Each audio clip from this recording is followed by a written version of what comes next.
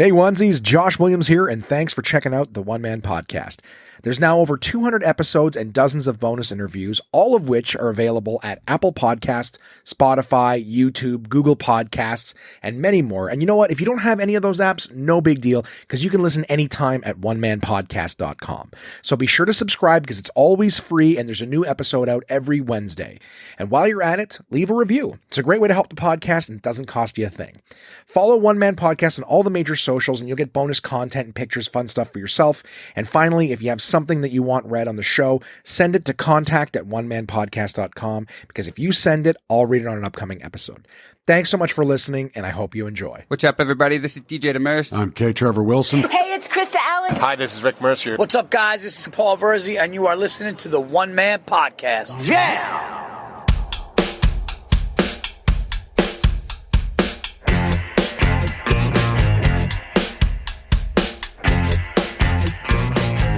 My name is Josh Williams, and welcome to the One Man Podcast, episode number 224 for Wednesday, August 25th, 2021. How is it going, onesies? How are you guys doing this week? Is everything good? Best day of your life, best week of your life, best month of your life, best year of your life? Who knows? This is the One Man Podcast. It is comedian Josh Williams and Earthling. And I tell you what's going on with me. This podcast is your opportunity to know what's going on with me. So if you're like, you know what, I may have met this guy somewhere or seen him perform on stage, or he may have bothered me. I don't really give up my business card. So it's not really I would think not really an option as of late, unless this is like years, years. That's my career trajectory for myself. I'm like, maybe in some years from now, I will hand out the business cards that I have in my car surrounding me at all times. Like I'm doing my podcast. I work in marketing, yet I never market myself. Do you think I don't believe in my product? Maybe that it could be it. Maybe I just don't believe in myself. Maybe that's what it is. And this whole podcast is a journey of self-discovery. What I was going to suggest was that perhaps you received a business card from me sometime in the future when I actually get good at handing them out. I just did a week of shows at Absolute Comedy, like last week, was it? And already, no, wait, it couldn't have been last week because that would have been like 2 days ago I was doing. So it was the week before. Anyways, I did a week of shows and I didn't hand out a single promotional card for my podcast. How funny is that? Or pathetic. I also sip drinks on this podcast, and I'm actually drinking out of the One Man Podcast. Or should I hold it up higher and make the... You hear that? That is a double-walled stainless steel bottle with my logo on it. All right, just some of the quality merch available. Where? Well, you'd have to contact me directly because I also haven't spent the time putting up a website. I'm behind, guys. I was telling you guys I was suffering with allergies. That turned into like full-blown sick, and I will tell you guys about that. The point is, anyone who's maybe listening to this for the first time, you're going to hear me talk about what's going on with me, what I've been up to in the last week. That's why I date them at the beginning. So you're like, oh, when was this? Would have been the 7 days prior to the date listed. What do you call it? Yeah, sorry, my phone's going off. And that also happens on this podcast. Basically, my phone goes off all day long, but it really likes to go off as soon as I start recording the podcast. I'm recording this on Tuesday. I also tweaked my hip today, so I'm sitting here with like real bad sciatica for some reason. Oh man, just pain. It's basically, I think if this is your first time listening, again, it would be odd if I gave you this business card 2 years from now and this random episode is the one that you decided to start with. Because I was basically just saying that like odds are this episode is not the one that I handed out a business card because I didn't hand out a business card anyway this week. I've been isolating because I have not felt particularly good. I've been sick. In fact, I'm just getting a text message from the little lady who I spent the day with who has also been sick the last few days. So let's see. She's doing good.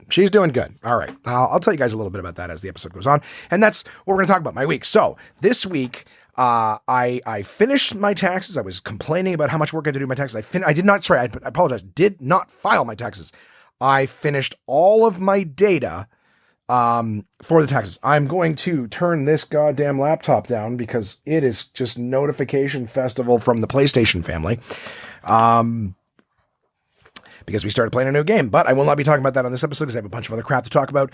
I finished all my tax reporting and now I just need to submit it. So I have to find time to do that. I've been very, very busy. Quick list. I've got a bunch of movies that I watched to just let you know how busy I was. No, these are all end of day stuff. And some of them were even on in the background whilst doing tax work or other stuff. So I watched some movies. I watched something called The Lie, Profile, VHS. I'll tell you guys all about them. #Alive. I watched another episode of that Marvel What If. I'll tell you guys about that. Like I said, I was under the weather. I thought I was just suffering with allergies, but I got like really bad fever. I got a bad cough. I thought, maybe it was COVID. Michaela got sick too, like the day after we were together. Again, I wasn't full-blown sick the day her and I spent together. But I'm going to leave that because her and I had decided we were going to spend the day together. We were going to pick the shittiest movie and watch together and then, play some games and stuff. And then she was going to co-host the podcast with me. I alluded to that last episode. Unfortunately, she got sick. She's on the mend, but she's still just not feeling the greatest. So we decided, you know what, I'll do this one and we will postpone that. So the shittiest movie will be next week. We watched one, maybe watched another one with her sometime this week, and then we'll have two of them to review for you guys. But we had a cool day together, enjoyed ourselves, and I'm very excited to have her on. So we'll tell you about our day together, even though it's already passed. We'll do that next episode. We'll tell you about the shittiest movie that we watched and some of the things we did. Like I said, finished my tax reporting. I've been working on something. I read a book. Which I said almost like I read a book. But I did read a book, which for someone like me who doesn't read that often, that was quite the endeavor to get it read again in like 2-3 days. Little pat on the back for myself, not a reader, but I read a book. You guys. I read a book. Wow. I read a book. And I actually, we'll be interviewing the author. I'll tell you guys a little bit about that a little bit later on in the episode. But let me just bang out some of this quick, easy stuff. So I told you I spent the day with the little lady. She hasn't been feeling good since. Where the fuck is my pen? Right there. You should see my desk. It's all wide open. Not really any place to lose anything, but I left it regardless. So we got what else? Sorry, just banging up my list here. God, So in the evenings, I may as well talk about this. I had no intention of talking about it, but I may as well tell you guys. In the evenings is generally speaking when my friends through, at the course of the pandemic, my pals, the internet family, as I call them, my gang on the PlayStation, we created a Facebook group, everything like that. So just when it was the pandemic and everyone was just stuck at home, it was like, okay, everyone's hanging out. People of different ages. We had some housewives on there, had some tech people, comedian, myself, some 18-year-olds. So just a lot of people with no obligations.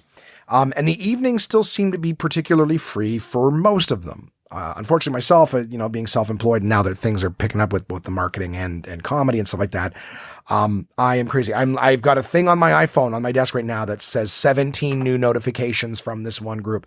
So anyways, they're active in the evening. Everyone jumps on at night and starts to say, hey, are we playing a game together? We just got a new game. I'm not even going to talk about that this week. I have too much other things to talk about. I just dabbled in it last night. It's the first time I've played a video game shy of my day with Michaela in quite some time because I've been working on, like I said, taxes and reading and getting things organized and marketing gigs. So I have not, I've not had the luxury of spare time to just play video games. In fact, with my PlayStation family, what I'll do is I'll throw my TV on while I'm doing other things and just, into the party chat. So I'm present, I'm shooting the shit with people whilst doing other things, reporting, filling in spreadsheets, whatever it is. So I'm still working, but I'm being social with these people as opposed to just being MIA for like 3 months. But we got a new game, just played it last night for the first time. Very cool. I will tell you about it on a subsequent episode. Just don't have time for it this week. Good time, but of course my phone is fucking losing its mind. So, I will tell you guys, we got a couple of emails. I will read those at the end of the show. And on time this month, I will tell you guys who August's onesie of the month is. All right. So this is the last episode of August. The next episode will be September 1st. So it'll be a fresh month. So, tell all you guys that stuff. So we already talked about some of the boring stuff, just to bookend some of the other ones. I've been sick. I worked on taxes. I spent a day with the little lady. I also took my car in to get a regular oil change and then like filters and brake shit. I wish I knew about cars, guys. I don't. Luckily, I trust the group of guys I go to, but I think one of them fucked up. I have to go in tomorrow morning because I noticed that as soon as I turned my fan on afterwards, I was on my way home and I had to drive through a lot of like construction and like highway, not just like, good parkway, but highway driving to get back home. And there's a lot of like road noise and everything like that. So I don't think I actually noticed this until like the next night when I got in the car. And there's like a big like lawnmower sound. It's like when I turn the fan on for like the AC, and it increases in volume specifically when I press the air up or down. So it's like it's really noticeable, annoying sound. So I'm taking it in the morning, and when I tried the woman, she's like, yeah, it sounds like it could just be like the filters that they put in. Maybe one of them's a little loose or something like that. It's rattling around.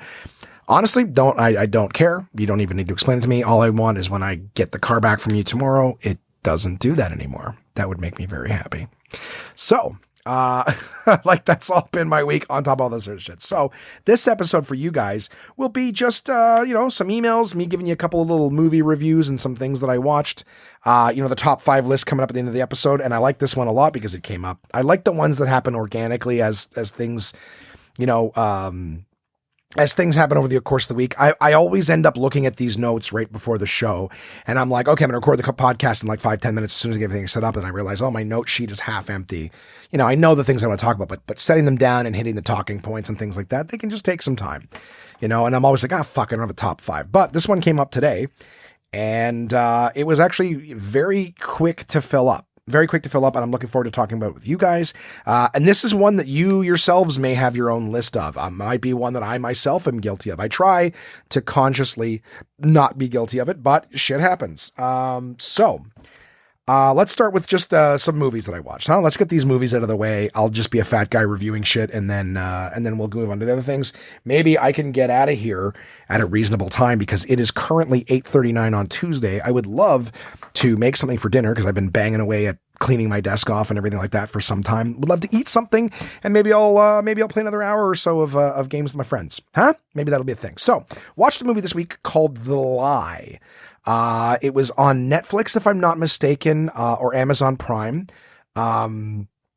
Fairly certain it was Amazon Prime, but it starred one of the Skarsgård brothers. It was not the one. It's not Bill or Alexander, who are the two most famous, and it is not their father Stellan Skarsgård, who played Professor whatever the face in the Avengers and everything like that. The guy who built Loki's thing, whatever. He was also like one of the main protagonists in Good Will Hunting. He's the guy who brought Matt Damon to Robin Williams. But anyways, he's the guy. He honestly, the only thing I can remember him being in was he played the bad guy in the Green Lantern movie. But he's in it. Don't know who the mother is as an actor, and the daughter in the movie is she was in a thing called Ramona and Beezus. She's been in some other movies as well. Like one of those child stars that ends up in everything. She's like a newer Dakota Fanning. Now that Dakota Fanning's older, this chick's getting a lot of the little sad kid looking roles, but she's getting older now. And I think her time's fucking out of here. We're going to get another one to replace her soon, but, just a little kid you saw in a lot of movies. The Lie is like, the movie starts off and you can see this kid is, her parents are divorced, I believe they're divorced. And it's the mother's driving her to the father. You're getting a lot of very quick, pieces of story information. So you can tell it's one of those movies where you start watching and you're like, okay, I have to be paying attention to this because they're dumping a lot of foreshadowing and pivotal information to the plot on me, in this movie. And, the person who recommended the movie, was like, there's a twist at the end. And I was like, so I don't think that was a spoiler, but with a crazy person like me, it's a bit of a spoiler only because I'm like, okay, if there's a twist, then I have to be looking for an angle the whole movie. And, the premise is that, whilst driving with his daughter, they pick up one of her friends at the side of the road waiting for a bus, and they start to drive her. They stop to let the girls out to pee or something like that. I don't remember that particular part. But then the dad hears a scream and he runs to the scream in the woods and he sees his daughter sitting on the edge of a bridge and pulls her off the bridge.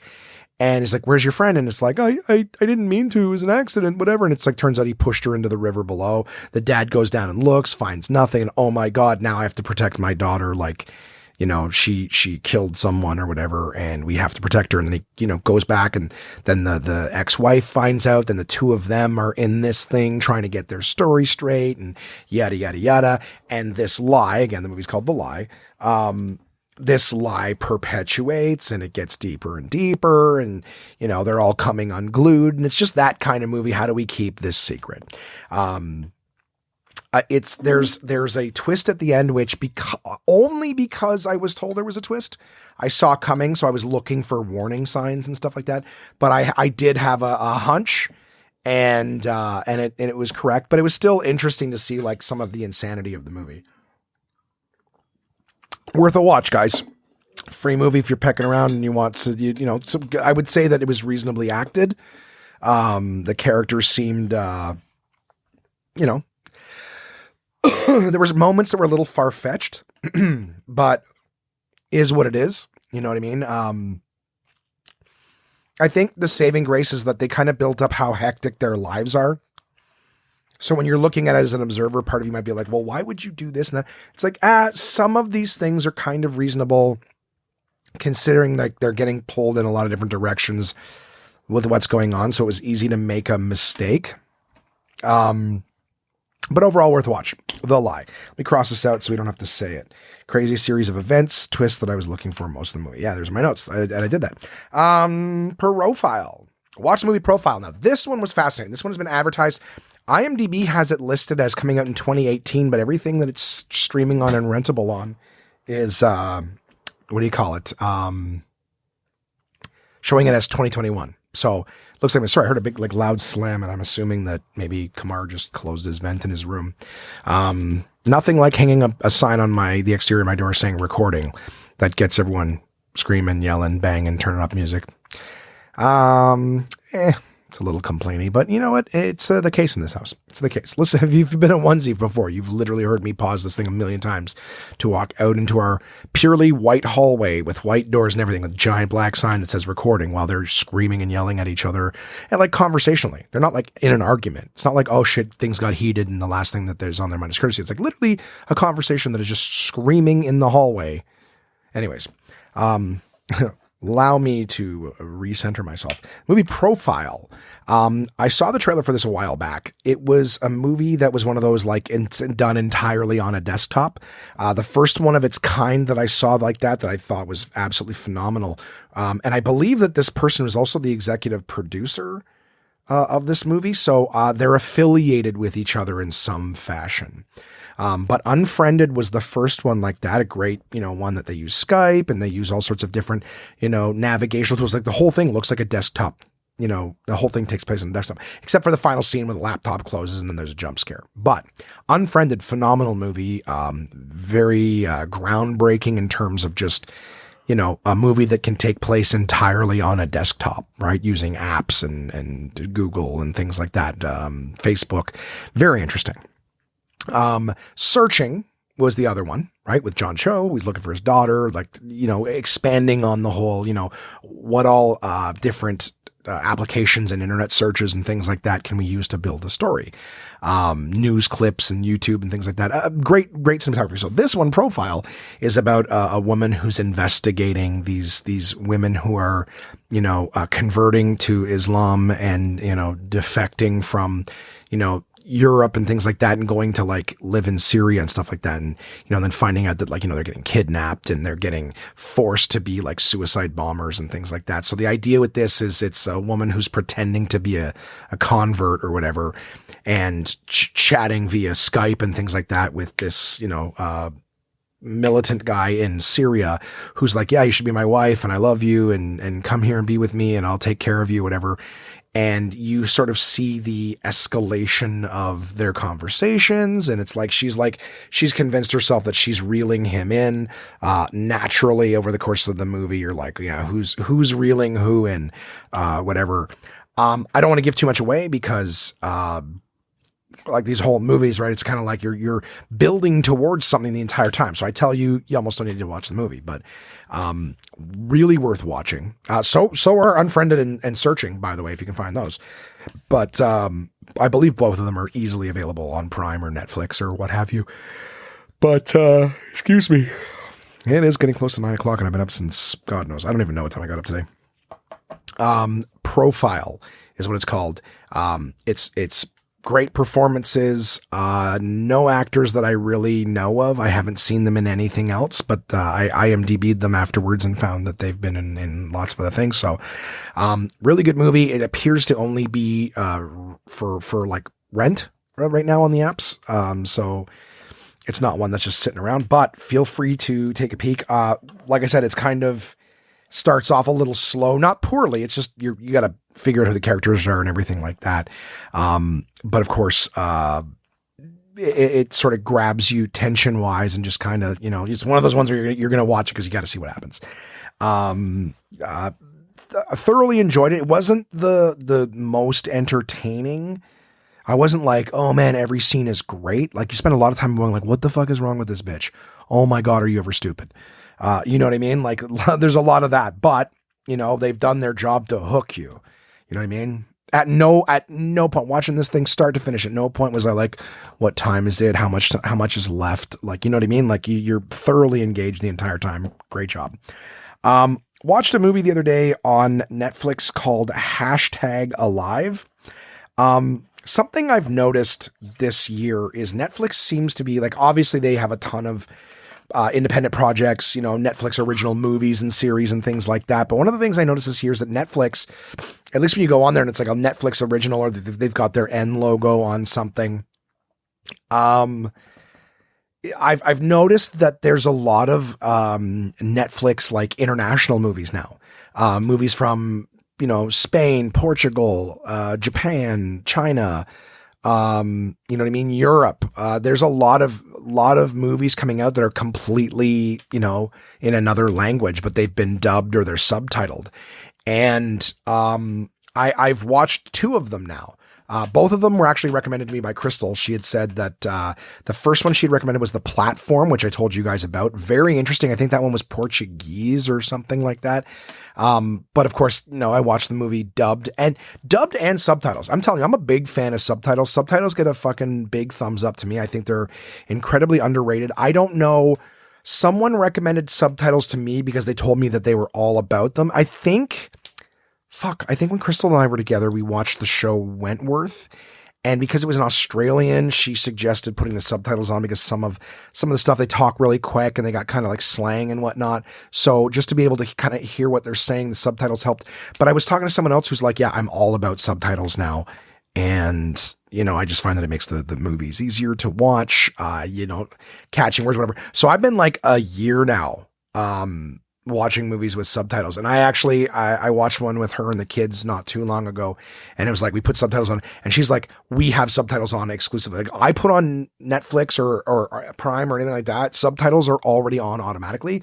They don't bother me. In fact, there's lots of times where people like whisper to each other and there's like a scene, you know what I mean? Like the sound mixing on some things is fucking awful because the explosions are way too loud, but then dialogue, simple, quiet dialogue to people, hey honey, it was a good day at work, and I'm really funny. You're like, what? Can't hear you. My mouth is right to the mic. And I don't know how you guys are listening. Maybe from the car on the road's going, you didn't even hear what I said. But the idea is that subtitles on, you can just watch the TV, ignore them, but they help. But speaking of subtitles, watching these movies that are dubbed, it's interesting because you could tell that the person who was subtitling is not the same person who was dubbing. So what they're saying, like what words are coming out of their mouth in English and what words are being typed up on translation, like in the subtitles, sometimes are different context. So it's kind of interesting because obviously someone listened to the original in, Japanese or Chinese or whatever, and then like wrote the English. Someone else listened to it and spoke it, right? Because I guess dubbing is a different monster because you basically have to make as much sound as when the mouth's moving, right? Something that may come across in 3 words in, Chinese, which is not a language, right? Cantonese or Mandarin. Cantonese, it might be 3 words. Well, in English, it would take like more of a sentence. So like, that's why some things sound so childish or whatever in English or whatnot, because you gotta, you're like, wow, these people are talking super simple. It's like, well, their mouths only move for a couple seconds. So you can't have someone whose mouth moves and then, like we used to make fun of that. That used to be a punchline when we were little, right? Like Wayne's World literally has it where he's like, well, let's do this dubbed instead of subtitled. And he's like, all right, then, the mouths are moving, if that is your custom. And they just keep fucking moving their mouths. It looks fucked up and everyone's laughing at it. So they've learned to like, you need to move your mouth when they move their mouth. So if they're only moving for a couple seconds, you got to pick enough words that shorten it.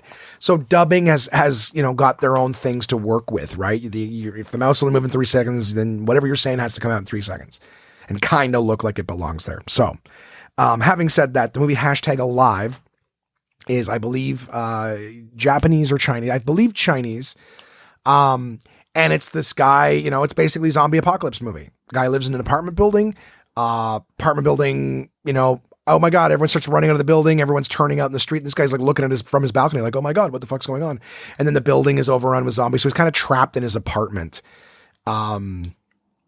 And he's trying to, stay alive. You see him, he's still got electricity, but you see the thing slowly starting to fail. For some reason they ran out of water, but electricity stayed on for a while. That seems odd to me. Never occurred to me until just this moment. But I'm like, yeah, he's trying to make his water last. But I'm like, but he's also playing video games and the electricity stayed on for a long time. So, yeah, it was interesting. It gave me a vibe kind of like that movie Skyline, where they're like stuck in an apartment, like, a bunch of people are stuck in an apartment and there's aliens fucking literally stealing human beings. It was kind of cool. Just this moment of like, this movie of like moments of, zombies trying to break into his house and stuff. And then eventually, he sees another survivor across the way in the other building. They start to try to find ways. It's just a cool zombie romp. The subtitling, well, I had both on. You probably don't have to. It's a dubbed movie. You can just listen to it.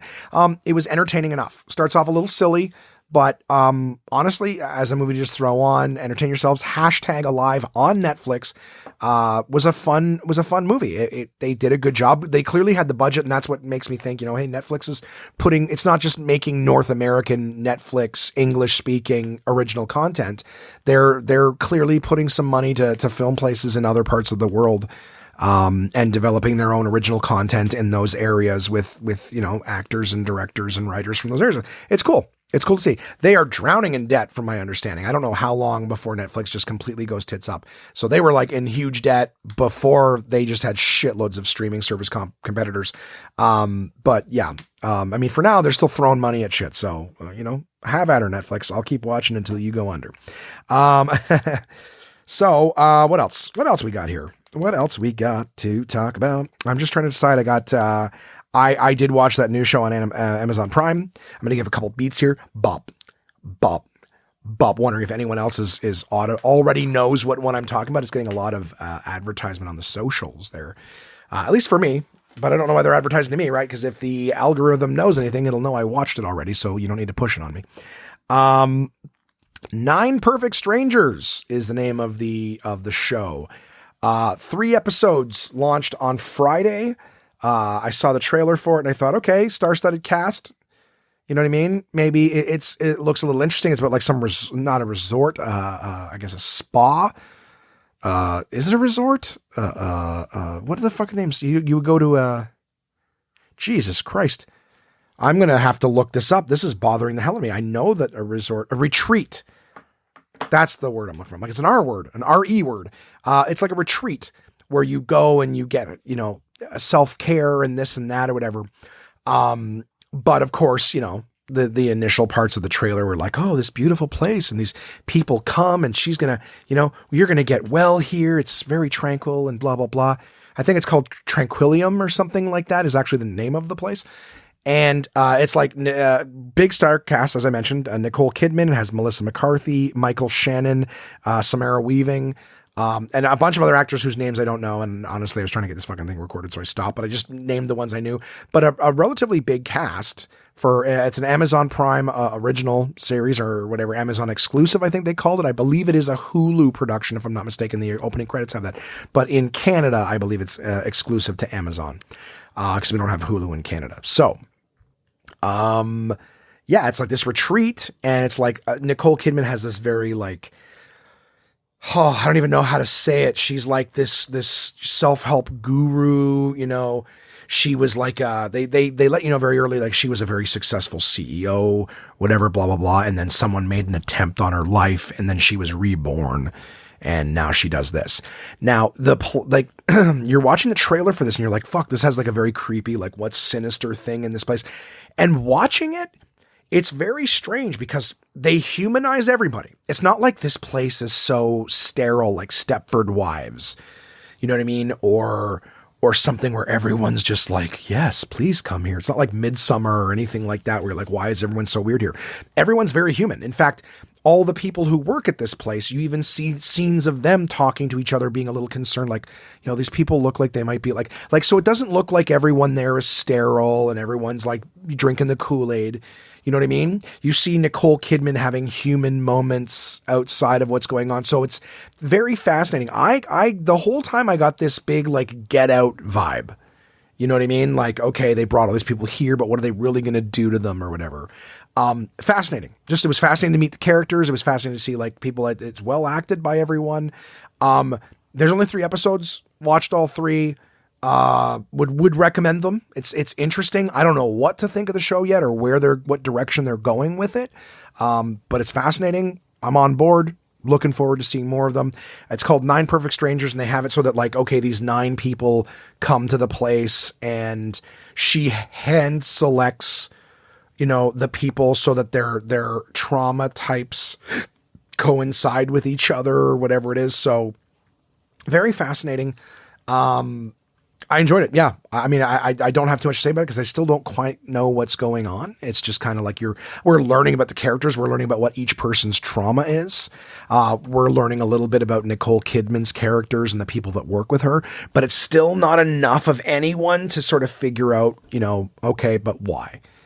So don't know how many episodes there are. There was 3. I believe there'll be another one on Friday. I'll let you know next week what I think of whatever fucking one comes out, whatever happens in the plot. But if you're watching too, guys, as always, if I haven't mentioned it enough, contact@onemanpodcast.com is the email address. If you're watching any of these shows, if you guys just, you know, you fucked around on a Thursday afternoon and you threw something on, you're like, fuck, I watched this movie. I really didn't think it was that bad. Throw in an email. Contact@onemanpodcast.com. Hey, Josh, while you're looking for some shit to watch, check this out. I watched it. It was interesting. I had a great time, you know? Do you miss going to the movies? You know, what are you guys doing to kill time? Like, that's what I do. I throw something on the TV and I veg out. I have turned into such a review guy. Like, I love watching reviews of products and things on YouTube now. So now, like, before I buy anything, and maybe you guys have been like this for years, but I think in the last couple of years, I have turned into like, okay, I'm a super consumer. People make fun of me all the time. They're like, you are the perfect consumer. I'm like, yeah, I like consuming. I like buying shit. I have problems. But I don't, oh man, the quality, guys, the quality. I like consuming things, but at the same time, I'm not just going to buy anything. I'm not the guy who comes home with magic beans. You know what I mean? But I just, you know, some things I buy, I'm like, okay, they put on a good show and it's all right. But now I'm like, okay, I'm going to watch YouTube reviews, and several, as many as I can find on something before I pick something up. Man, I'm sorry. Again, I'm still getting over a cold. I'm sure you can hear, you know, the scratchiness and the roughness in my voice. Still been coughing and things like that. So I'm hoping to be right as rain, back to tippity top soon. But as it stands, I'm still the odd cough. I even took cough suppressant before the podcast so that, like, I've quite honestly, guys, been like coughing every 2-3 minutes, just a like a hard cough and then back to life and then cough. I didn't want to be doing that to this episode. So I think that's the first or second cough this entire thing, but I took suppressants so that I could get this episode recorded because I love you that much. I think it's still a really rough time of year with allergies, and I haven't been taking allergy meds because I'm trying to get a good beat on just how ill I am at the moment. You know what I mean? I'm not feeling the itchiness and stuff. I'm still feeling kind of the pressure in the left side of my head and the sinuses and things like that. So, you know, the chest and whatnot, that kind of crap. What else did I do, guys? What else did I do? I watched, I was trying to plug contact@onemanpodcast.com. Send me an email. Tell me what you're watching, what you're doing, and the review videos. I'm all about finding review videos. So I'm watching like before I buy soaps, before I buy a particular line of products, before I buy like, we're ordering online now. So now before I order something, I fucking go online. Now I know a lot of people on Amazon will like read the reviews of the purchased product. I want to like, I'm a glitz and glamour kind of guy. I don't even know if this is relevant, but what I mean is like, I want to see it. I don't want to click on 2 or 3 pictures. One of the things that frustrates me about buying on Amazon is that you'll click on an image and you'll scroll through it and you're like, this is the same image that 5 other products with different names are using. I don't want to see pictures that I can't trust is going to be the actual product I'm getting, right? Or just a picture that's staged that's like photoshopped. I saw some stuff on Amazon. I was looking at like, like the travel bag stuff. You know what I mean? Like the little, the liquid toiletries kind of thing where they give you a little bag, you put all your shit in it, they zip it close. I was like, I wonder if I could buy one of those in advance so that rather than like me putting a bunch of stuff in and then TSA puts it in their bag, I'd like to be able to like, here's the bag. I want to put all my shit in it. And then I'm like, okay, it fits. So I know I'm good. I can hand that to them. They can look at it, go, okay. And then leave me the fuck alone when I travel. Right. So, I looked at that and then there's like, I'm online, I'm looking at different ones. And then I see like a picture of an open luggage and they photoshopped their thing, like showing it in the luggage way out of scale. I'm like, that thing's not 1 foot by 2 feet. Like it's, I don't know. I find, online store images misleading, especially like eBay is one of the worst for it. I'm not on there all the time, but if you're on eBay and you're looking at something and people will use, I told you guys in my like top 5 things that I would grab in emergency is like the Canon cologne that's like no longer made. And again, anyone who's just hearing that, you're like a top 5 and you things you would grab in emergency and it was cologne. Yeah. Cause a lot of the other things I have are replaceable. I don't have a lot of things that are like, they don't make them anymore, but that cologne was made in the 80s, 90s, and is no longer made. So yeah, it's something that's kind of irreplaceable at the moment. I have a bottle of whiskey that would be super hard to replace because I'd have to go all the way to Scotland, to the island of Islay, to the distillery to get it. So things like that. Anyways, what I'm trying to say is going on eBay, they'll show you a picture of the old product because they know that's what you're looking for. And, they send it to you and it's like, oh, it's the new one since it's been purchased by the States and the formula's been changed and I can buy this for $10 anywhere. And you're selling me $150 for one that has been made in 20 years, but oh, it's just the wrong picture. Anyways, all that is, I can go off on a fucking tangent about nothing, but all that to say that I enjoy putting a YouTube video on of something, a product, watching someone turn it around and open it and review it and talk about, hey, I don't like the qualities. I've been watching, can't wait to tell you guys the story because we're still in process right now, which is something else I did this week, but I'm in the process of getting a travel pack. And I've been trying to get it for a while, and with COVID and international shipping and shit, it's been a giant fucking issue. And I've been working with them, and I believe they're on my side. I believe they're working hard. I think it's actually not really their fault. It's more of the fault of the postal systems, but they're doing what they can to get it to me. It's driving me crazy. But I watched reviews before I bought it, and I've been watching reviews since because I'm very excited to be getting it. But just this one thing about this travel pack, and I'm watching these guys talk about like, just not just like, hey, it's got this, it's got that. I give it a 5 out of 5. Like they talk about the different types of materials that are used. They're talking about the different kinds of zippers that are used on it and, what a YKK zipper is and, the different types of tarpaulin and things like that they use on them. They're opening it up and they're showing you, they're giving you pros and cons, talking about the weight, like all sorts of different things. Like I'd rather watch a 20-minute video on something I'm interested in than clicking on 3 images and reading a small paragraph. Right? I'm going to have questions. I can't tell, even though you tell me the dimensions, I'm like, oh, am I going to grab a measuring tape and measure and then fill in this imaginary fucking, it's not the holodeck where I can just be like, all right, show it to me. Wow. Okay, there it is. All right, interesting. I see how big it is. It'll fit here. But you know what I mean? I like seeing it on the TV. Some dude standing next to it and touching it. I get an idea of scale. I did that for these microphones that I'm talking to you in at the moment. I did that for the video cameras that I bought to, take this thing fucking video someday. As soon as I have the time to figure out how to do it. I was on my list of stuff to do today. Blah, blah, blah, blah, blah. Another road to go down. Anyways, my point is I am digging my spare time when I throw something on. I'm either throwing on some crazy movie I don't give a fuck about. because again, lately I actually was surprised that I was able to sit down and watch the 3 episodes of this 9 Perfect Strangers. I was excited about it. It looked intriguing. And I had some time on Friday night. I was like, you know what? I'm going to do it. I'm going to watch this thing. And I enjoyed it. I'm glad I did. But I also have my little 10, 15 minute, videos that I'll watch while I'm eating something or whatever. I can't throw on a full episode or a movie because I get too into shit. And I don't get my work done. Right? Do you guys suffer with this? Does this happen to you? Fuckers. So yeah, it's my thing. Review videos on things I want to buy. Make sure I'm into it. Watch as many as I can. And then goofy, movies and horror movies and things like that. Speaking of which, I watched. So there was a series that was recommended. I've seen it many times before on Netflix and stuff, but decided we're going to watch it. VHS, the movie VHS. It's a found footage type horror movie. I believe there's 3 of them now, and they came out year apart. So 2012, 13, and 14. These movies came out. The first one is just called V/H/S, so VHS. And it's like a found footage movie where these people are like, you're finding tapes, and it's like, oh my God. So it kind of plays like one of those old school Tales from the Dark Side, creep show ones where you're watching the movie, and instead of it being one story throughout, they have this sort of narrative where it's like the first part of the movie is these people all looking for the tapes. Oh, we got to find these tapes. Some guy hired us to go to this place and find these tapes. And so their story starts, and it's one of the stories. And then, they start watching one of these tapes, and then now you're watching the first story of it. So it's that Tales from the Dark Side style where there was like 3 of them, creep show where there was multiple ones. Tales from the Dark Side is more what I'm talking about. If you remember that movie, it had Matthew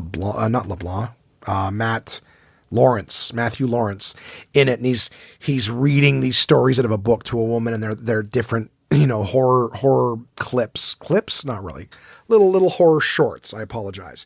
And it's a great movie because you're getting different kind of scary stories. And if you don't love the vein of one of them, you just hang on 10, 15 minutes, and then you'll be in the next one. So there's 5 or 6 of these in the first one, VHS. Shockingly, I couldn't find it anywhere. I watch things predominantly on an Apple TV. I'm not paid to say that. I just like things easy. I love Apple TV because all my shit is on it, but at the same time, everything's kind of integrated. I'm sure there's other people who are like, oh yeah, my whatever the fuck, Fire Stick, or what's that other one that people use, a Chromecast or whatever. I'm sure a lot of those other ones have the simple things too, but I also subscribe to Apple TV Plus. My pictures, music, all that stuff are right on it. Everything I need, super easy. Love it. But what's cool about Apple TV is you just press down the microphone button and you'd be like VHS. And then if it's on Amazon Prime, it'll bring it up. If it's on Netflix, it'll bring it up. If it's here, it'll bring it up. So it makes searching, rather than like going into each app and looking for it, you can just say it on the main screen, and Siri will try to find it for you in any of the apps. But the first, I would say VHS, the second one would come up, the third one would come up, and I believe they were both on like Netflix and Amazon Prime. However, first one, couldn't find it anywhere. Surprisingly, the only place I could find it was YouTube. And not to just view, like YouTube's purchase. There was no rent option. I think I paid $11.99 for it, but I was like, I want to see this movie, $12. That's a ticket to the movies, right? So I'm like, I'll watch it. I think when I dropped Michaela off on Friday, it was Crystal who had said that it was a good movie, and her and I used to watch horror movies together all the time. So she's like, you want to watch it? Let's watch it. So we got the first one. We watched that. It was, yeah, I actually bought it on YouTube. So I had to Google how to buy something on YouTube. And it was interesting. Like I had to like go on my phone to buy it. And then it was like in my library on YouTube. So when I just signed into YouTube and it was like library, boom, there it is, bang. Because like we found the purchasable one, 2 hours. And it said preview only. It's great. Click on it. Show me an option to buy or something like that. One thing that sucked too, YouTube did not have the option to put subtitles on. That sucked. Because there was a lot of like shitty dialogue at times. There was no option to bring up subtitles. And I mean shitty dialogues that you couldn't hear what they were saying. So it was like cranked. to hear them at sometimes. But good movie in the sense that it's like, it's a found footage style, walking with cameras. They had some interesting, scary ones. Like they tried to change the theme of it as opposed to it being like, you know, paranormal activity 1 second. And then the next one's another paranormal activity. Like it was like killer, paranormal, you know, creature, you know what I mean? Aliens. Like they kind of ran around with different styles of scary shit, all while being found footage. Someone's holding the camera kind of thing. I would say we watched the first and second one, and the second one had same idea, even the same sort of idea around the outside of the story, like the people who are looking for the footage, these VHS tapes. But it was fascinating. So the story progresses, whereas like it starts off and they're like, we got to find these tapes, you know, and then you'll see someone sit down in front of a TV and then put a tape in, right? And then it's like, you watch the story. Then it comes back and there's a couple, you know, maybe a minute or two of the room that they're in. Like in the first one, they come into this house and they find a dead guy in a chair and all these TVs in front of him and a VCR. So the guy puts the tape in, right? And you have to have been paying attention. So it's like he's, for some reason, sitting on the floor in front of a dead guy sitting in a chair. You know what I mean? And just watching this. If I had a dead guy sitting behind me and I'm watching scary movies, I'd be fucking, or I'd turn his chair around or I'd knock him out of the chair and sit it myself. But the whole thing is that some of you might be thinking like, well, why didn't they just call the cops a dead guy? They were trespassing, just if that helps you any, you know? And then they do a thing, come back, and the guy's like, oh, fuck, you know, and the dead guy's in the chair behind him. You know, his friend comes in, oh, what are you watching? Like, oh, no, we're going to go check the basement. Okay, man, I'm going to, you know, puts in another movie, right? Then comes back from the second story and the chair's empty behind him, right? So if you weren't, remember, oh yeah, there was a dead guy in the chair. You know what I mean? And it's just a moment or two, you know, grabs another tape, puts it in. But for you, that was like the fucking dude's not in the fucking chair anymore. You know what I mean? You gotta be paying attention. Anyways, fun. Was it as good as the recommendations we had been given? No, not at all. But it was, I liked the found footage style. I mean, it's been done a million times. There was one that was like, one is like a chick was like a gargoyle, you know, one of them was like what do you call it? GoPro mounted to a dog. So like in the foreground, you see just like the kind of the bottom of the screen's got like a furry head. And then every now and again, like something will happen. The dog's ears will go up on the sides of the screen. Like it was just funny. That kind of shit. There was like a Halloween house one where guys are just, you know, they're just recording their Halloween. So the stories were believable to an extent that they were being filmed. You know what I mean? They weren't like, oh, this guy's just filming all the time for no reason. There are some found footage movies that have that and they aren't believable. This one was charming enough in that regard. Like I said, I was about 50-50, both of them, first and second one. It was like half the stories are enjoyable. Half of them you're watching. I would say that it's not like you don't care, you're not engaged. It's like they all kind of hook you, but some of them just have no payoff. You know what I mean? Like there's just no payoff to them where you're like, oh, fuck, that's it. Like, you know, and it's not like, oh, it's not one of those like, oh, that's it. Oh shit. I wanted, like, it wasn't like, it's not exciting. It's not like Reservoir Dogs. Fuck, Reservoir Dogs, everyone blows away and you're like, oh fuck, I wanted more. That's it. Like, but like you get it. And what else is there to say? Everyone's dead, you know? Spoiler alert, 1991 Reservoir Dogs. Anyways, so yeah, the two sequels you can find on Netflix or Amazon Prime. As I mentioned, VHS 2 and VHS Viral are the names of the subsequent movies. Haven't seen the third one. I was going to watch it and I was just like, yeah, too tired. But I think if I have some time tomorrow, I may throw her on. But yeah, VHS Viral, did not see, but I would say check out the second one. You're still going to basically get an idea of like what the movies are. It's a found footage one only. Instead of it being found footage, you're stuck with one story for an hour and a half. It's found footage and you have, you know, several different stories. You're bound to be entertained by a couple of them. Maybe you'll enjoy all of them. Maybe you're not a critical cunt like me. Who knows? I watched another episode. What are we doing for time here? Yeah, I can run my mouth like the best of them. 48 minutes in, didn't even blink.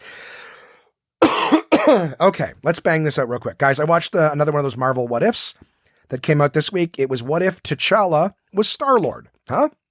How about that? T'Challa being the Black Panther, except he's not the Black Panther in this. So it's basically like, what if instead of grabbing Peter Quill, who is Star-Lord, the Ravagers, led by Yondu, had picked up T'Challa in Wakanda instead. And then that's the story. It's like, what if Star-Lord was T'Challa? Black Panther's going all over the universe and doing his thing. Not as Black Panther, but as Star-Lord. Charming. I liked that one a lot better than the first, in the sense the first one was like, what if Peggy Carter was Captain Carter, right? It would be Captain America. That one was kind of like, it was like an echo of the Captain America movie, just with her, and then some scenes were slightly different, kind of happened a different way, but it felt like it was very much just superimposed her instead of Captain America, and a lot of the stuff was the same. This one was vastly different. I don't want to spoil anything, but like characters like that were huge parts of the MCU completely turned on their head and are now allies. And it's like, yeah, because T'Challa is a peaceful guy. He talked them out of it a long time ago. Great. I really enjoyed it. Again, just a fun, I think they're only like half an hour long or whatever, but just a fun way to eat my meal and watch something, a little bit of Marvel canon. Again, just a nice, what if T'Challa was Star-Lord? So I watched that. It's, again, if you guys are into Marvel stuff, that's a good little series to watch. And finally, on the movie front, this is just a teaser that someone sent me. The Spider-Man No Way Home Marvel movie coming out in December, has a teaser for it, and it is fucking awesome. You got to see it. Doctor Strange is in it. Lots of cool shit. Watch the teaser. It is merely a teaser. It is not even a trailer. I will spoil nothing for you. However, I watched a video this morning on YouTube, just sort of came up on my home feed. The nerds are like, oh my God, what this means for the MCU or whatever. So just if you're enjoying the Marvel movies, I know if some of you, Ivan, other people who just don't like Marvel movies, okay, no big deal. But the nerds out there, the ones who are like reviewing and what you missed and all this shit, are like, can't wait for the trailer. It is going to be the most anticipated trailer because they're already showing you some stuff, and they're like, they have a feeling that they're going to be showing, some really big, things in the next trailer, like revealing some huge, like, oh my God, they're actually doing this, blah, blah, blah, blah, blah. So, I just enjoyed it. I think Doctor Strange is an awesome character. Doctor Strange and Peter, Parker, Spider-Man in the same movie. It's going to be pretty fucking cool. So yeah, definitely just YouTube, right? Google Spider-Man teaser, Spider-Man No Way Home teaser. And if you've enjoyed the Marvel movies, you should be pleasantly surprised. So yeah, what do I have for you guys? We won't be talking about the shittiest movie this week because, Michaela and I will be doing that next week. I will tell you about the games that her and I played together, which were very fun and scary and some cool shit like that. We had a great day together. We went, and picked up some gross ass fucking snackables. So we may as well, move into, let's do the coming up this week real quick. I'll get into the top 5. Nah, you know what? I'm going to announce the onesie of the month. We'll save the coming up this week for the end of the episode. Something a little tease. Onesie of the month, is my buddy Chad. My buddy Chad, in Elmira, New York. All right. Chad W. Why? Because Chad is, he listens every week. All right. Not to say that you guys don't. I mean, you're like, hey, how the fuck? I listen every week. Why am I not the onesie of the month? Listen, Chad is, he will message me Wednesday at like 10 a.m. if the podcast is not available for him. Young pup, 18 years old, working a summer job, pushing a mop. And, hey man, where's the podcast? I'm bored as fuck at work, which is, makes me feel good, right? Letting me know that makes me feel good. Just to know that for some reason, an 18-year-old would be less bored listening to my prattlings. So that's cool.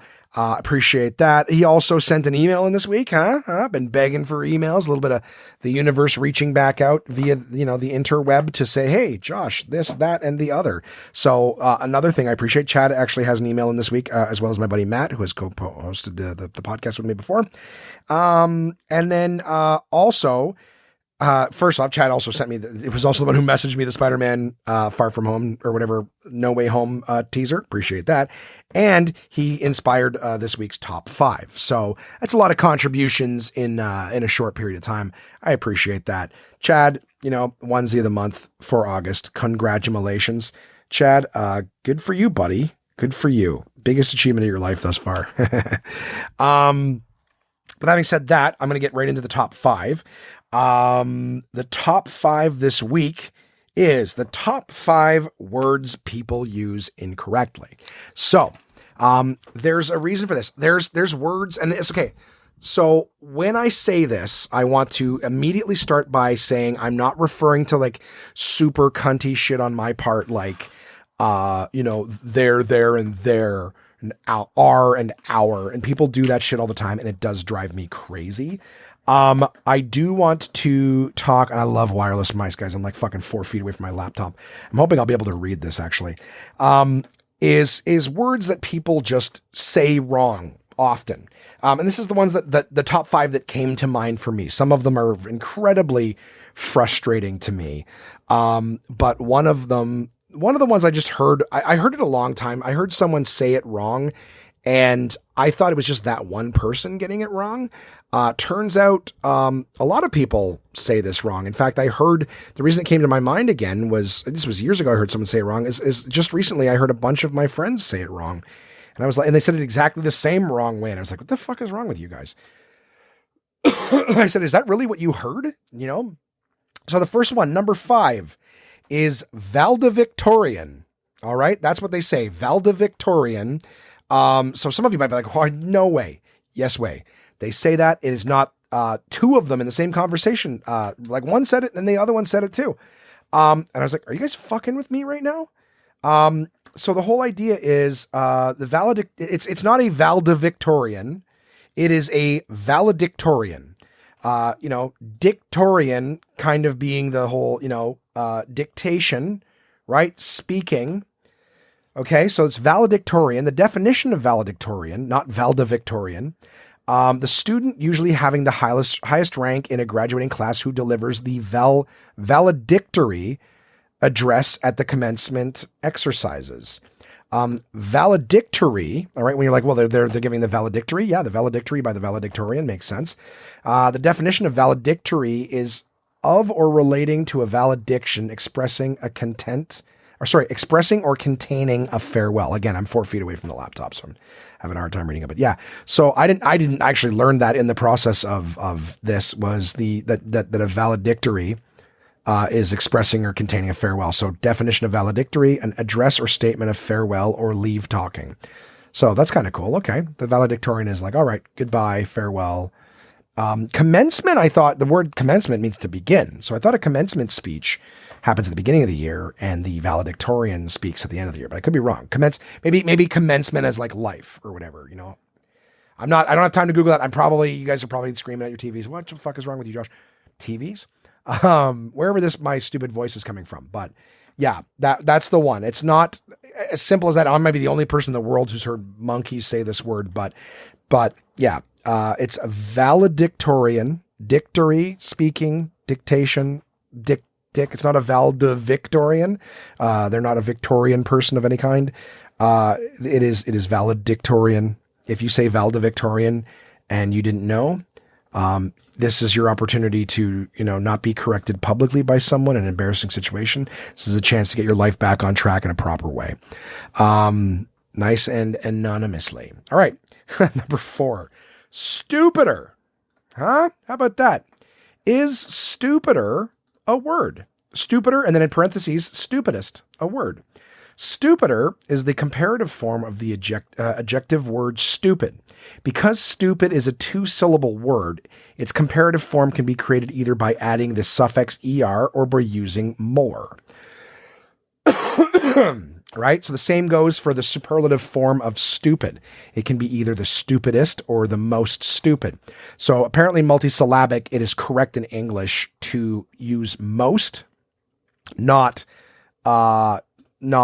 stupider, it's most stupid. Now, stupid and its relative word forms are considered very rude and insulting in some situations. These situations should always be avoided in formal and professional setting. Stupid is a syllable adjective, which means you can make its comparative and superlative forms in one of two ways, by adding the corresponding suffix or by adding more or most. So stupider versus more stupid. The form of an adjective determines how you form the comparative. If an adjective contains one syllable, you usually add the suffix er to make the comparative form. That's how you get bigger from big and taller from tall. For adjectives with more than two syllables, you usually use the word more to create the comparative. That's why you say that something is more beautiful, but not beautifuler. You get that, stupider people? You get that? You don't say stupider, even though I do. I'm gonna be transparent. You do use that's I actually know I'm like, that's like the most stupid thing I've ever seen. That's like the stupidest thing I've ever seen. I do say stupidest. I don't think I say stupider, but I do say stupidest. And I'm now, according to this, it's correct, but it's not correct like in English. You know what I mean? Like that's kind of what it is. So, two syllable adjectives mix both rules. Some of them always use the suffix for the comparative form, heavier, smellier, while others seem to use more tepid, more lurid. This is one of the reasons some people think that the comparative form of stupid should be more stupid and not stupider. But the major dictionaries would disagree. Stupider is commonly cited as what? Stupider is more commonly cited as the correct comparative form of the adjective stupid. Stupider is grammatically correct. It is a real word and has been used for at least the last 200 years. Stupidest versus most stupid. Same rules apply to creating superlative adjectives. The only difference is that they take the suffix est or the determiner most. As with stupider, stupidest is perfectly correct and listed as standard in English dictionaries. Okay. Well, let's put it this way then. Number 4 is one that I thought wasn't a word, and apparently is. So both, if you ever get one of those people who says, hey, stupid is not a word, it is. It is just because it's stupid is 2 syllables. You can do it either way. I could have sworn I read that earlier when they're like, one is like not correct and the other one is correct. Okay, number 3, the word conversate. One person's like, oh, I like to conversate with someone. Yeah, I really enjoyed conversating with this person or whatever. Like, okay. So here's the thing. Conversate is a non-standard. That's what I thought stupider was. Conversate is a non-standard verb that means to have a conversation. The standard verb, and the one you should use if you want to be correct, is converse. Yeah, I'd like to converse with you. I enjoyed conversing with you. That's how it works. I'm getting these, by the way, off of Grammarly. So if you're like, oh, where's this site? I'm getting it from the fucking grammar people. Okay. The word gods. One of the words you can get from the noun conversation is conversationalist. Someone who is good at making conversation. You can also get conversational, which means informal. Blah, blah, blah, blah, blah. There's also the verb conversate, a candidate for the not a real word title, even though you can find it in a dictionary. The definition of conversate means to have a conversation. To get to conversate, you'd have to take the noun conversation, remove the suffixion ion, and add an e at the end, and use it as a verb. Okay, so it's no longer a noun, it's a verb. The process is called back formation, and the result is often a word that's considered non-standard, at least for a while. Conversate is still non-standard, which means you should probably avoid it in situations where proper writing matters. There you go. Or proper speaking. That's proper speaking is a thing too, right? Because it's non-standard, conversate is sometimes treated in the same way people treat the word irregardless, as if it weren't a real word. But just as we've explained for irregardless, the fact that it's non-standard doesn't mean it's not a real word. And it also doesn't mean it won't become a standard word one day. But if you're one of those people, whenever I hear some people say conversate, I never heard that word until the last year or two. So the word converse already exists. The word conversation exists. Conversate. All right. I think a lot of things are just backwards. So I heard that word. I'm like, that's not a word. Maybe I'm one of those cunts, but I'm a comic, a comedian. Communication, choice of words, the right words matter to me. So again, I'm not one of those people who's going to jump down your throat for a lot of things, but I also, when there's a lot of blowhards around me talking about how smart they are and everything like that. So when they make such an obvious mistake with something, in the vocabulary or whatever, it's like, all right. But I learned that stupider is a word and conversate are a word. Valdevictorian is still not a word, by the way. Still not a word. There's no such thing as a Valdevictorian. I even typed in Valdevictorian and nothing came up. Valedictorian was the immediate correction on everything, as it should be, because the other one isn't a fucking word. However, I was wrong about stupider. I thought stupider wasn't a word. I thought it was just incorrect. There's a reason a lot of people say it is because it kind of works in English. Conversate is also a word, but it's not correct because it's kind of like fucking with the word and not using it correctly, according to what I just read. Irregardless. That's one that is up there. Reminded me when I was reading this too, because when irregardless came up, I'm like, that's cool. Well, is irregardless a word? Okay. Irregardless means the same thing as regardless, it says. Yes, it's a word, but major dictionaries label it non-standard. So, and this is a big thing to actually understand about the word irregardless. So even though they're saying it means the same thing, the way it's constructed actually means something different. And allow me to elaborate. Language is a living thing. No matter how many times we say same site, by the way, all of this I'm taking from Grammarly. I'm letting them be the authority on all of these things because I don't like doing research. Language is a living thing. No matter how many times we say it, it never gets any less true.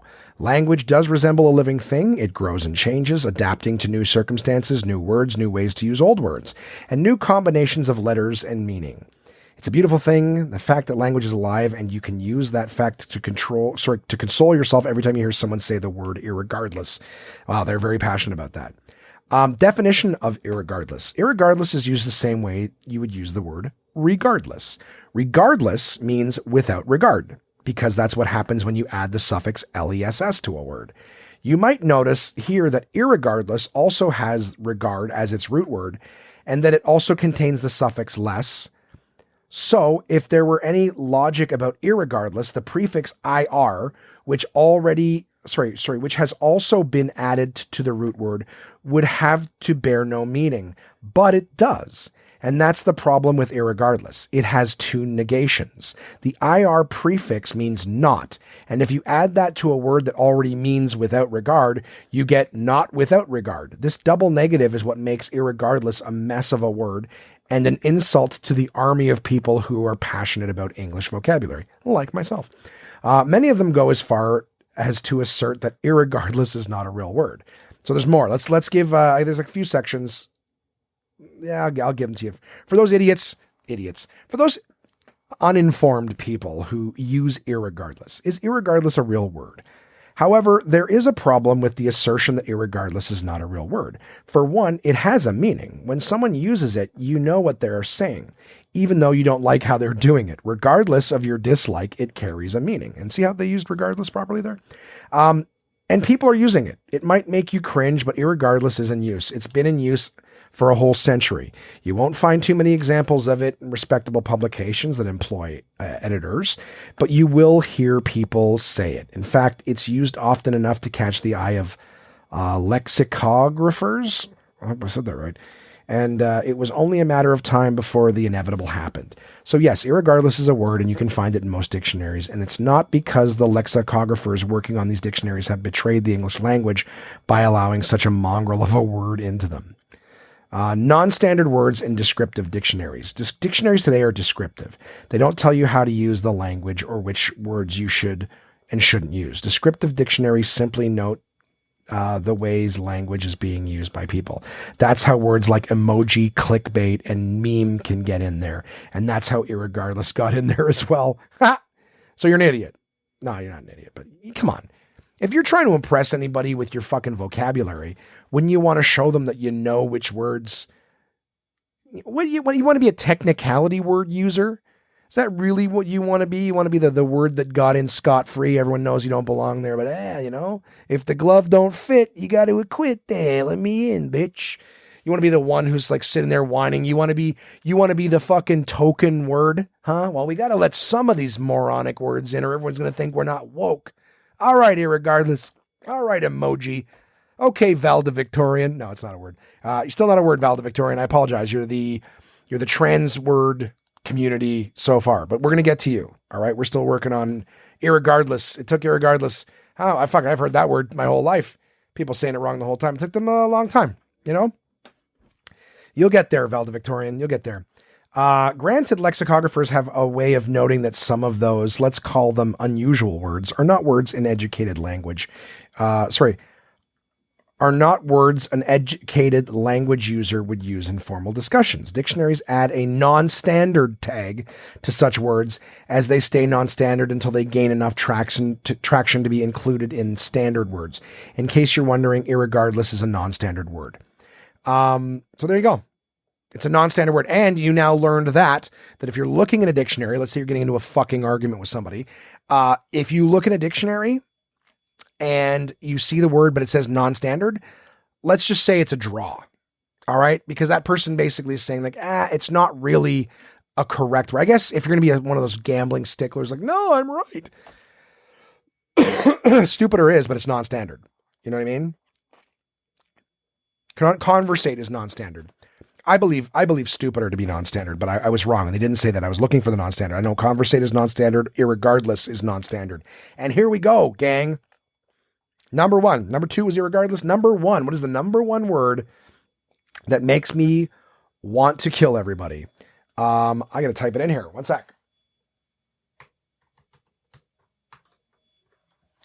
Hey, where is it? What did I spell wrong here? Yeah, there's an O in there. All right, here we go. Supposably. All right, that's the other one. The word supposedly is said so incorrectly by, well, anyway, supposably. Okay, you fucking ape. Really, like, you're not stupid. Supposably, my lips are too heavy and the B's are coming out before the P's can. Right? Apes have supposable thumbs, don't they? Aren't those supposable thumbs that they use? And I'm as smart as one of those apes. I use supposably with my supposable thumbs. Don't say supposably. Please. Everything else I can let go. Supposably. Come on. Are you even listening? Where did you hear that word? Slap the fucking Budweiser can out of your mother's hand while she's pregnant and say, don't you ever mumble or say dumb shit. All right. That's where you heard it from. I'm assuming the trailer slapped the Budweiser can out of her hand and just be like, what the fuck did you just supposedly? Man, well, supposedly these people there, they don't know they're there. I was compelled by Making a Murderer. All right.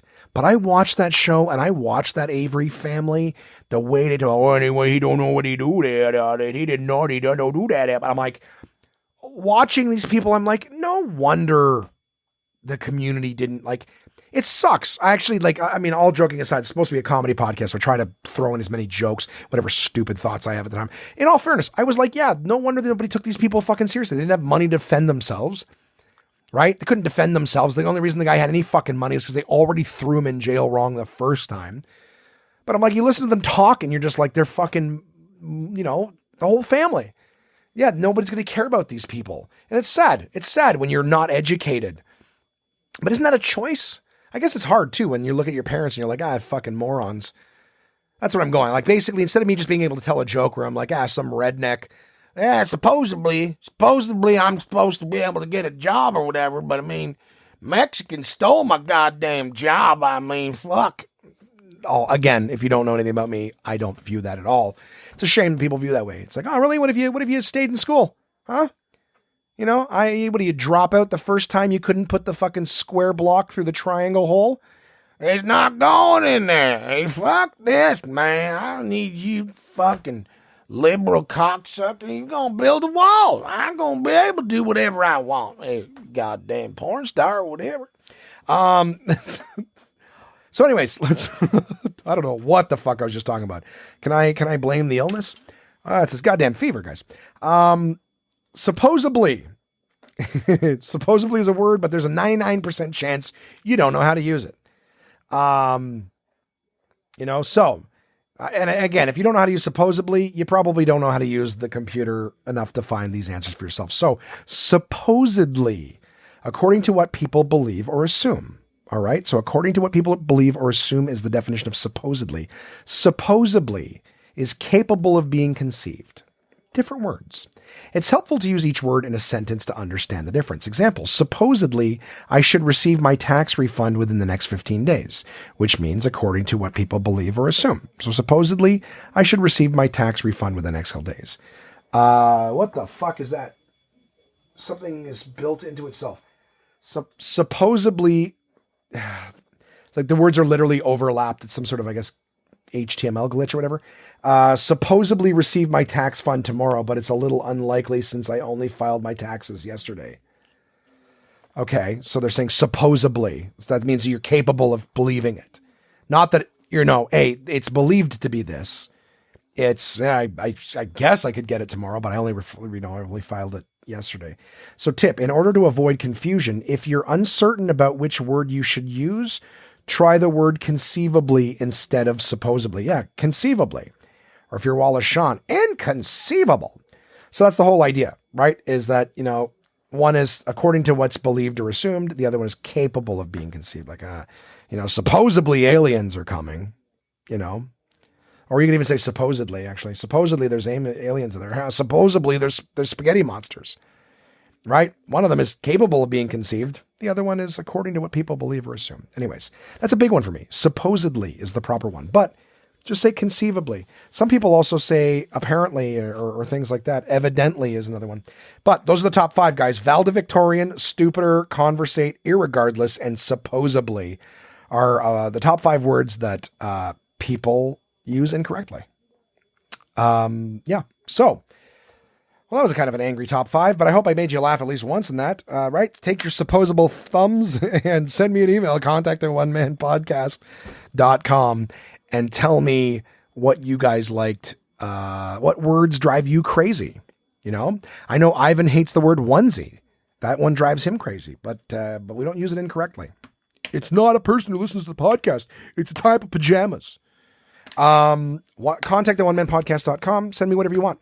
I got a couple emails to read too, so just going to throw these out here. Appreciate the emails. First one's from my buddy Matt. Matt says he sent it to he has me on Facebook. He messages me on Facebook, so he sent this one to the email. So and you guys know the rules. You send me the email, I'm going to read it on the air, unless you tell me not to. So he knows the fucking rules. Hi Josh, just wanted to get around and finally send you an email. Let's see. I'll be returning to Ottawa in October for work. The city does not want to pay donkey dick and there is no work. So I'll be working with my old man. It will be good to see you. Every time I come to Ottawa, it's like a weight off my shoulders. Wish the wife would move down with me, but she's still dead set on living in the Maritimes. Anyway, hope all is well. And your allergies are settling. Thanks, buddy. I'm glad you're listening to the podcast. I appreciate you listening. I look forward to seeing you too. We will do some fun stuff, make some food, enjoy our lives.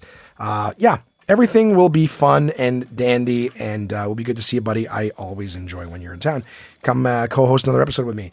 Last time Matt and I co-hosted an episode, he was like talking about this dream he had and this big moment, and I had farted silently at the table when he's saying that. So he's describing these deep breaths and the air is so fresh, and I'm dying laughing just because what he is describing is not what he's about to experience.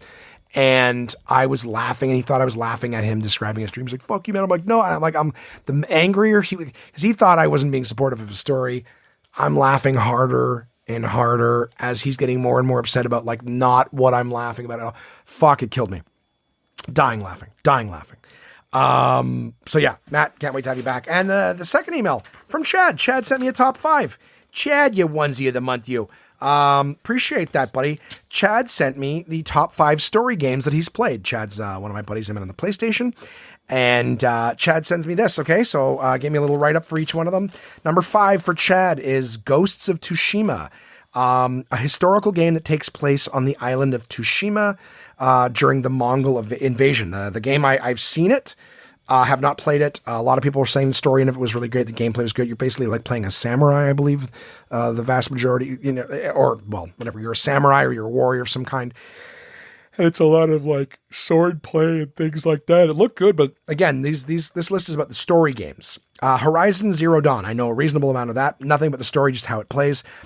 Chad puts in number 4, Horizon Zero Dawn is a story that takes place in a world of machines that mankind created and wiped out all of humanity.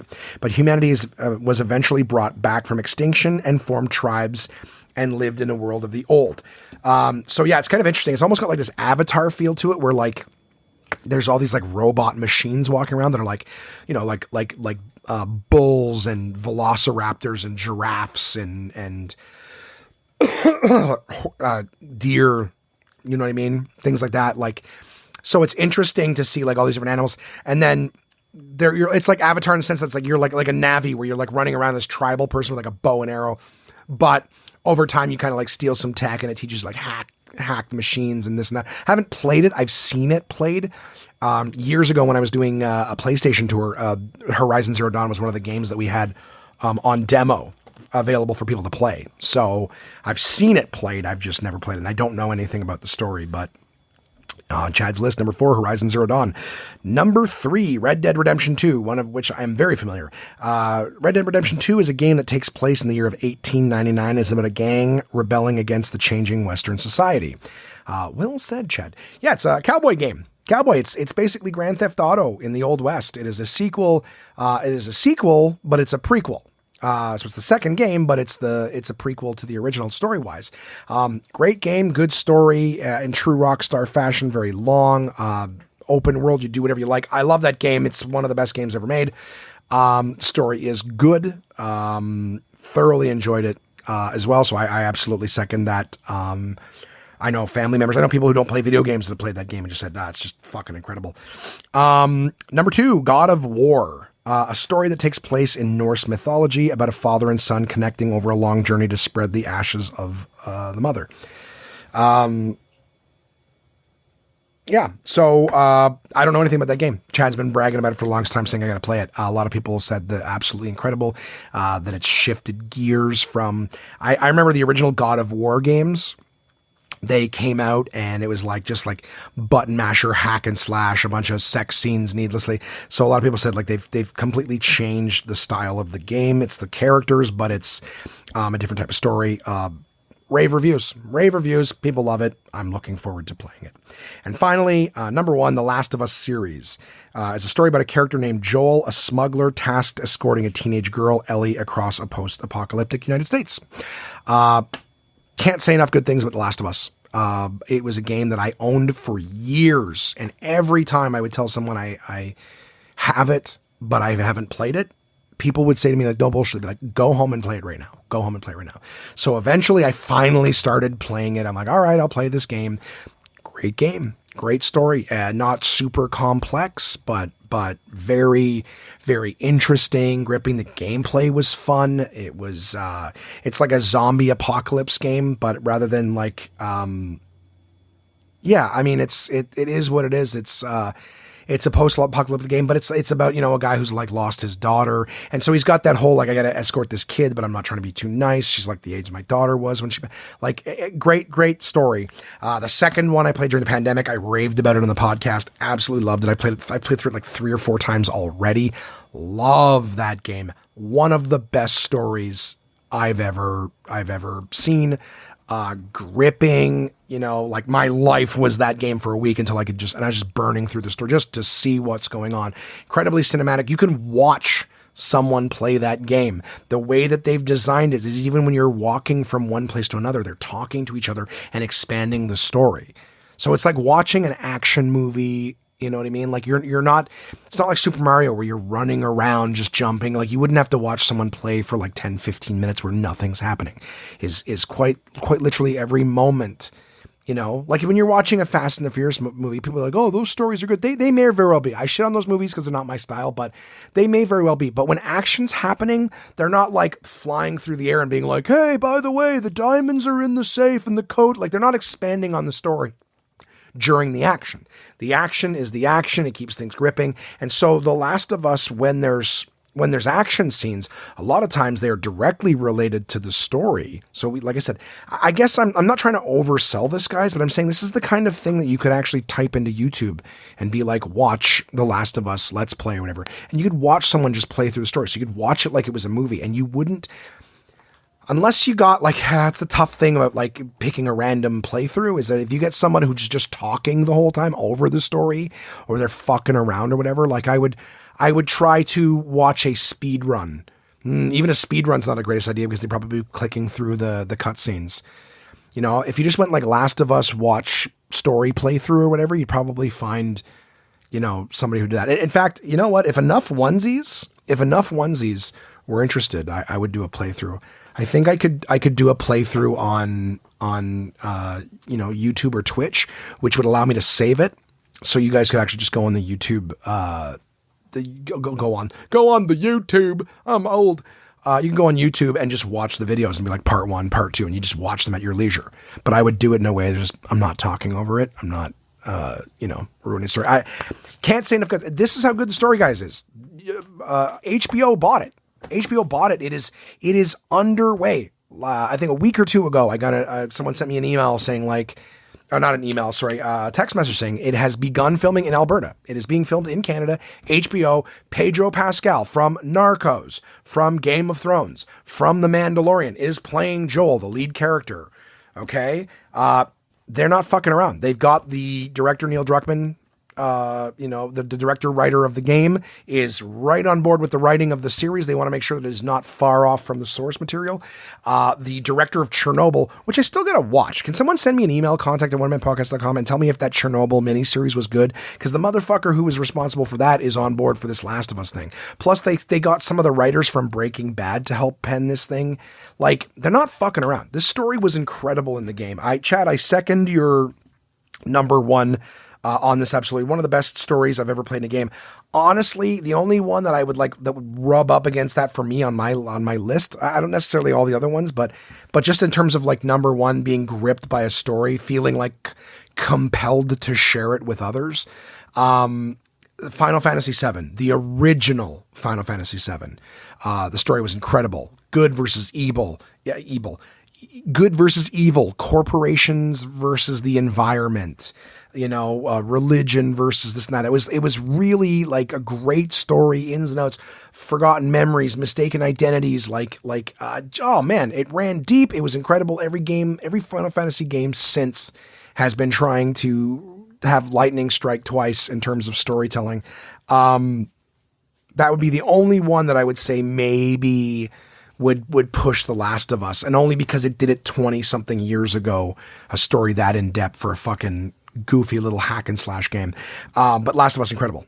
Can't wait for the series. Yeah, there you go, guys. We got some emails, top 5 list out of the way.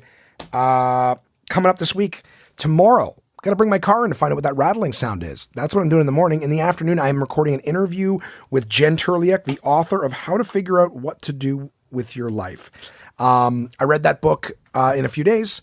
Amongst other things, of course, because I have ADD, right? You guys, I can't even finish a sentence without switching lanes into something different. So, read a few hours here and there, but I got that book read this week. I got some questions for her. I'm excited because it's a very accomplished person.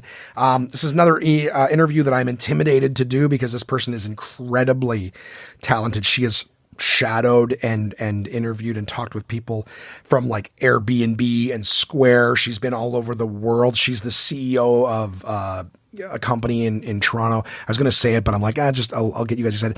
But she wrote a book about, you know, again, what it's called is How to Figure Out What to Do with Your Life. And I was like, hey, fuck, I'm in that boat, right? What do I really want to do with the rest of my life? And so I asked for the book from my buddy Chris at the Idea Shop, who was doing some promoting for this book, which is how it came across came to my attention.